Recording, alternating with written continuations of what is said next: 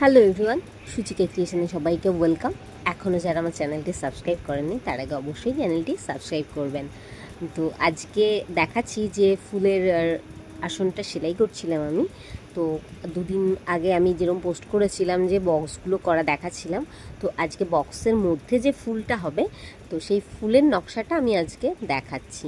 তো সেলাই অলরেডি করছি, দেখতেই পাচ্ছেন। মানে আমি না আগে যেরকম করতাম যে একটা একটা করে পাপড়ি করতাম, তো এখন কিন্তু একসাথে দুটো করে বা একসাথে তিনটে করে পাপড়িও করা যাবে, ঠিক আছে। তো আমি সেরমভাবে দুটো করে পাপড়ি করছি।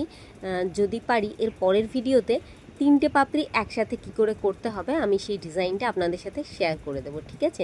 তাহলে সেক্ষেত্রে যেটা হবে দুটো দুটো চারটে, তিনটে নয়, চারটে পাপড়ি একসাথে হয়ে গেলে একদিকের অর্ধেকটা হয়ে যাবে, মানে ফুলের আর কি। ফুলে যদি আপনি ভাগ করে দেখেন একটা একটা মানে একসাথে দুটো পাপড়ি রয়েছে, মানে 4 জোড়া পাপড়ি রয়েছে। যদি একদিকে চারটে একবারে করা যায়, মানে ধরুন ডান দিকে যে সেলাইটা করছি একইভাবে বাঁ দিকে একই সাথে এই সেলাইটা করা হয়ে যাবে আর কি।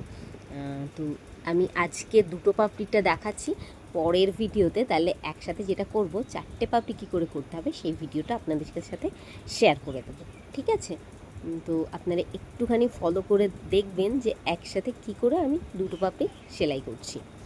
তো আমার দুটো পাপড়ির কাজ কিন্তু কমপ্লিট হয়ে গেল। দেখুন এরপর যেটা করব, মাঝখানে কিন্তু একটা গ্যাপ চলে গেল, হ্যাঁ একটা ঘর কিন্তু গ্যাপ গেল, যেরকম ডান দিকে নিচে একটা করা রয়েছে, গ্যাপের ওপর থেকে কিন্তু আবার সেলাই করতে হচ্ছে। তো এখানে যেরকম 5 ঘর, নিচের দিকে যেটা 5 ঘর রয়েছে একইভাবে 5 ঘর সেলাই হলো।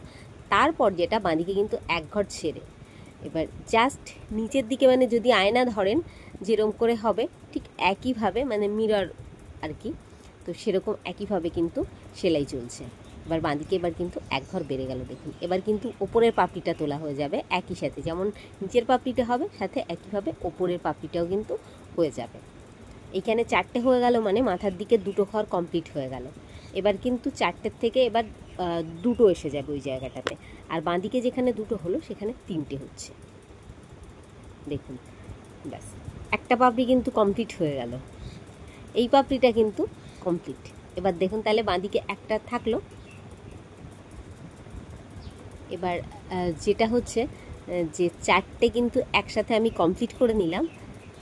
এবার এখানে যেমন 4টে ঘর সেলাই হয়ে গেল, এর ওপরে শুধু দুটো ঘর সেলাই করতে হবে। যেহেতু আমার সুতোটা ফুরিয়ে গেল তাই আমি এখানে এটা সেলাই করছি না, পরে এটা আমি আবার নতুন সুতোই ছোটো জায়গাতে আর জুড়তে ভাল লাগে না। তো এবার আবার বাঁদিকে শুরু করলাম। এই বাঁদিকে এখন যেটা শুরু করলাম একইভাবে কিন্তু যখন ডান দিকে করছিলাম এটা কিন্তু একসাথে করাই যেত, ঠিক আছে। দেখুন এটা কিন্তু মাঝখানে একটা গ্যাপ থেকে গেল, দুটোর পরে কিন্তু 4টে ঘরই হয়, এখানেও 4টে ঘরই হবে। 4টে করে দুটো ঘর হলো, এই হিসেবে যদি করেন তাহলে এটা খুব সিম্পল। এবার যদি একটু বড় করে করতে চান তাহলে একটুখানি জটিল হবে, কিন্তু ব্যাপারটা তাড়াতাড়ি করে হয়ে যাবে। এবার পরের যে পাপড়িটা হবে উপরে তার দুটো ঘর কিন্তু সেলাই করা হয়ে গেল, আর শুরুর যেটা তার আবার 3টে ঘর হবে এখানে। জাস্ট মানে দুটো, 4টে 4টে, 3টে 2 1, ঠিক আছে। এই হচ্ছে পাপড়ির গঠন। এই 2 হলো, এবার নিচে কিন্তু 1 হবে, আর এখানে 2 4 4, এখানে আবার 4টে করব না, এখানে কিন্তু এবার 5টা ঘর করব, যেহেতু আড়াআড়ি করছি। ওপর থেকে নিলে 4টে হবে, কিন্তু যদি আড়াআড়ি দেখেন তাহলে কিন্তু এখানে 5টা ঘর রয়েছে। এই একটা কমপ্লিট হয়ে গেল, এখানে কিন্তু আবার 5টা হবে, 3 4 5। দেখুন ওপর থেকে নিলে কিন্তু 4টে 4টে হয়, কিন্তু আড়াআড়ি নিলে কিন্তু লাস্ট ঘরটা 5 ঘরেরই হয়। তো একইভাবে আমি পরেরটা করে নেবো, সেটা আর ভিডিওতে দেখাচ্ছি না, কেননা ভিডিওটা তাহলে লেন্দি হয়ে যাচ্ছিল। তো আমি অফলাইনে করে নিয়েছি ওটা, জাস্ট মাথার দুটো ঘর এখানে সেলাই করে দেখাচ্ছি।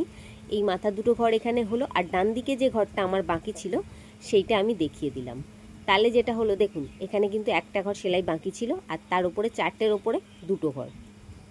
এই কিন্তু ফুলের কাজটা কমপ্লিট হয়ে গেল। মোট 8টা পাপড়ি। কেমন লাগলো অবশ্যই কমেন্ট বক্সে লিখে জানাবেন। Thank you.